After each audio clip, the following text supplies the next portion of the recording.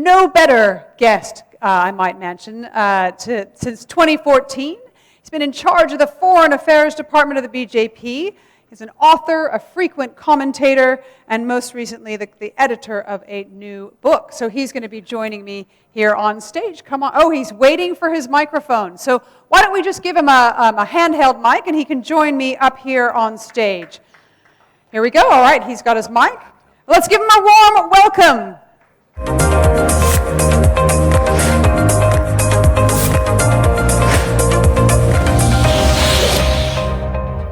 Thank you very much, Dr. Vijay. How are you? Good. Actually, you can raise your chair if you like, but I see that you've handily brought a copy of your book. There's one particular word in its title, shaping. Talk me through, you portray a new India under Prime Minister Modi, and that active word shaping is really central to the book. So tell me about it. So when we thought about this book, there were a lot of challenges. World was just coming out of COVID, and the Ukraine-Russia war just started.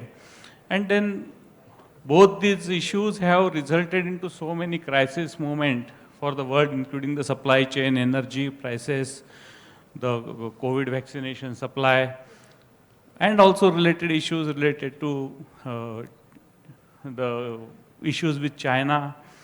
And therefore, we thought that we should take a review of all these things and come out with a compilation of articles. If you put the book up, we'll give you a free plug there. So Yeah. if you show it there, we'll. Thank you very much.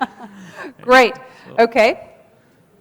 So this book essentially covers all the hard issues as well as the issues related to technology, issues related to climate, India's soft power, and also, of course, the strategic issues and also economic issues. And how India is steering through these issues while protecting the interest of India, but also giving a helping hand to many countries across the world, and also remaining as a steady force in this climate of flux. So this is the theme of the book.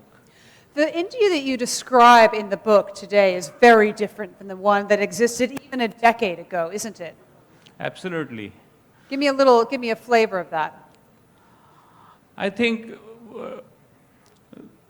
India today is making the deals and agreements and partnerships based on the mutual interest, rather than getting bracketed into one group of countries versus other group of countries. This is the basic change that has happened during Prime Minister Modi's regime. And this has given India enormous flexibility to have a different kind of agreements with the different countries.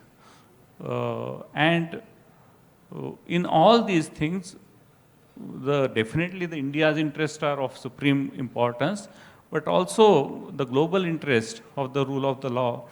And now India is representing itself as a voice for Global South, which was unheard of in this current environment.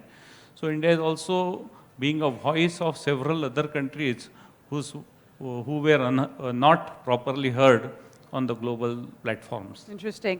So geopolitics, as the word suggests, geographic, but it's also increasingly thematic. Climate, we just spoke about, health, equity. How does that shape India's approach to diplomacy?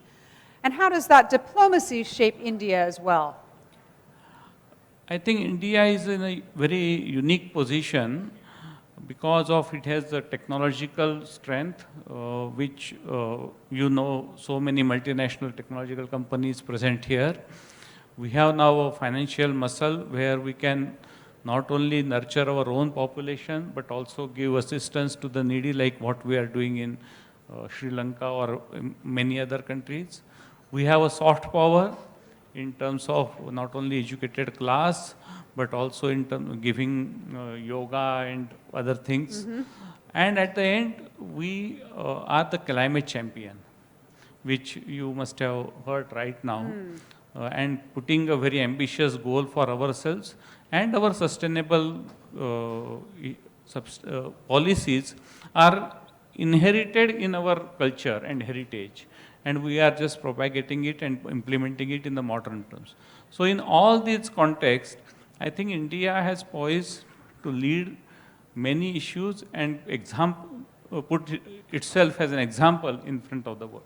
Interesting. So we're gonna bring Mark on stage in just a moment, but I want to think about this idea of mutual interest and areas of shared mutual interest instead of aligning yourself with one or another side of the world. Now, I know in the last week we've had a really interesting 3-day meeting between the leaders of Russia and China, and I wonder what the deepening alliance between those countries means for India as well. I am not the right person to answer this question, but I guess right now our relations with China are not at its best. We have an Neither issue. is the United States, so we're with you on that one. Yeah, thank you.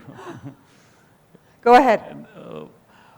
But with Russia, we have a traditional ties, and therefore this combination of Russia-China puts an interesting issues in front of us, and we will see how this alliance develop in future. You're also Prime Minister Modi's emissary to the Indian diaspora. And in Silicon Valley, where I'm from, we have a diaspora there, many other parts of the world. Tell me what the role of that diaspora is in India's global influence. First of all, let me tell you that Indian diaspora is very diverse. It is not uniform. We typically connect Indian diaspora with either blue-collar workers in Gulf or IT people in Silicon Valley. But there is a range of people in practically every aspect of trade, economy, education. Indian diaspora is making a lot of gains in the countries where they are staying. And therefore, they have become a big voice for India and Indians in general on the global platforms. And we consider it as our big asset. Prime Minister Modi believes that they are our informal ambassadors across the globe. And in past also, there are many instances where this diaspora has contributed immensely in enhancing bilateral relations. Example? For example, during the civil nuclear treaty with US, Indian diaspora played a great role. And definitely against several crisis moments during COVID, diaspora has given very generous donations to the non-government organizations for relief in India, and also given a lot of material help also. Interesting.